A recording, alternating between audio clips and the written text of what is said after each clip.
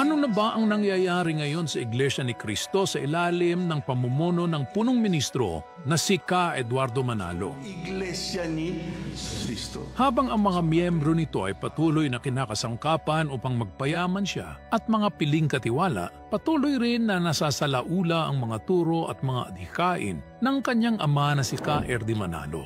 Ginagawa nilang mga bulag, pipi at bingi ang mga mananampalataya ng iglesia at gumagawa ng mga bagay na salungat sa mga aral ng Diyos. Malinaw ang aral na ibinahagi ni Ka Erdi Manalo na nagsabi na ang Iglesia ni Cristo ay hinding-hindi magkakaroon ng utang at hinding-hindi magsasanla ng ari-arian.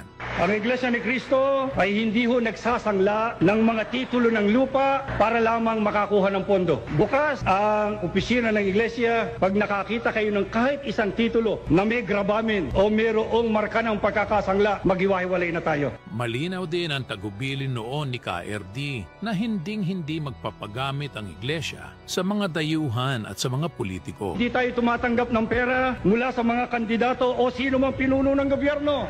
Ngunit sa ilalim ni Ka Eduardo Manalo ay nabaon sa utang ng Iglesia. Marami ring ari-arian nito na ang ilan ay mga malalaking prime properties ay naibenta o dili kaya ay nakasanla. Public record ang mga yan at hindi gawa-gawa. Ang masakit ay galing sa dugo at pawis ng mga kaanib ang mga ari-arian na pinagbebenta at ipinagsasanla ni Ka Eduardo Manalo habang ang kanyang pamilya at iilang katiwala ay namumuhay ng marangya. Lumalabas na umutang ang pamunuan ng Iglesia ni Cristo ng 1.3 billion pesos na lumobo hanggang umabot sa 4.8 billion pesos mula sa Metropolitan Bank and Trust Company at sa Asia United Bank Corporation upang maitayo ang Philippine Arena na hanggang ngayon ay lugi pa rin at hindi kumikita. Upang makakuha ng loan ay ginamit ng pamunuan ng Iglesia bilang collateral ang 61 ng mga ari-arian nito sa Metro Manila, Bulacan, Nueva Ecija, Cavite at Baguio. Isinanla rin ang 317 condo units na pag-aari ng Iglesia ni Cristo.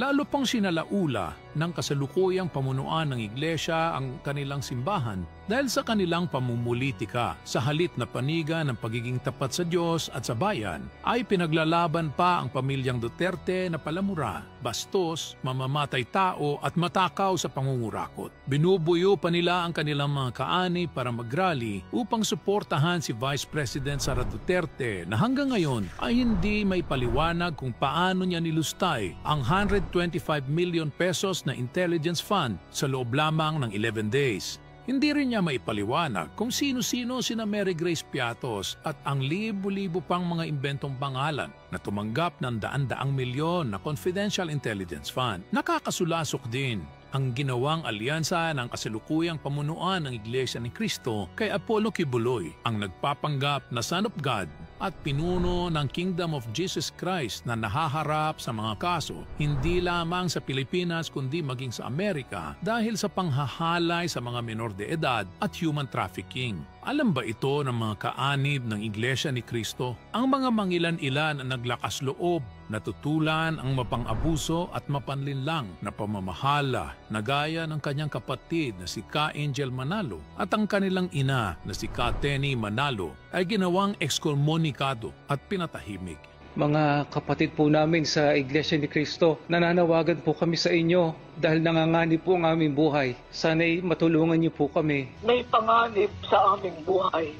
Saklolohan ninyo ang aking mga anak, si Angel at Lottie at ang kanilang mga kasama.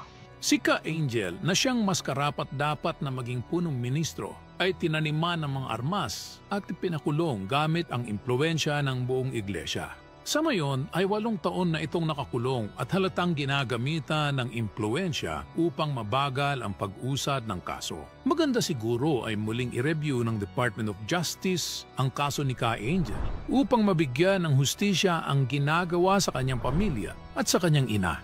Malinaw na naliligaw na ang kasalukuyang pamunuan ng Iglesia ni Cristo sa mga turo at adhikain ng nagtatag ng Iglesia na si Ka Felix Manalo. In the end, ang mga kaanib ang nagagamit at kinakawawa.